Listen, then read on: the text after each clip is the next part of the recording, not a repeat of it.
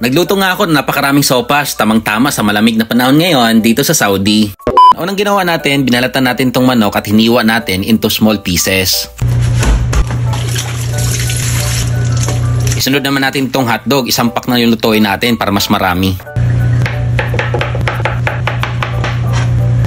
At dito naman tayo sa gulay, hiwain lang natin tong carrots na maninipis.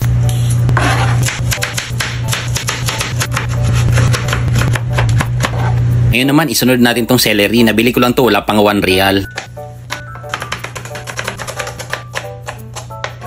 Sunod naman natin hiwain itong sibuyas at bawang.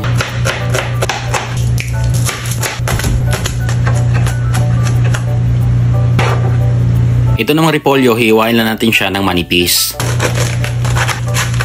Medyo may kamahalan yung repolyo ngayon, taglamig pa naman sana. 7 reals to nabili ko, ganito lang siya kaliit.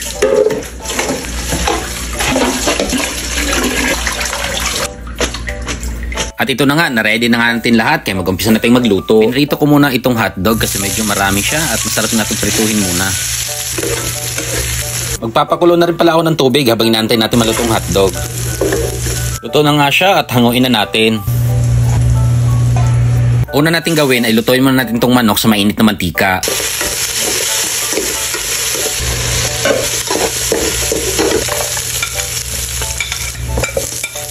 Muntikan pa nga nasunog yung bawang, di naman siya halatang nangitim. Nilagay ko na rin yung celery na sa ganun ay lumabas talaga yung aroma niya. Naglagay na rin tayo dito ng paminta, patis, asin at yung pinakuloan nating tubig nilagay na rin natin.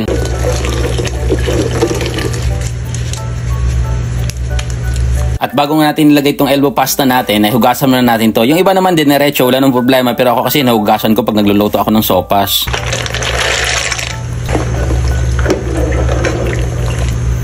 Nilagay na rin natin tong carrots.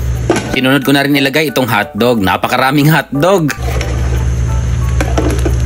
So after ilang minuto nga, nilagyan ko na rin siya ng gatas. Yan talaga yung nagpapasarap sa sopas. Pag wala yung gatas ay talagang ewan ko na lang.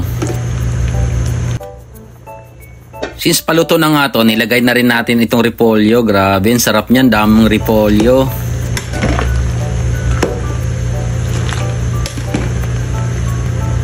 At ito nga, after ilang minuto, luto na nga siya. Natimplahan ko na rin yan. Hindi na rin ako gumamit ng butter kasi wala akong nabili.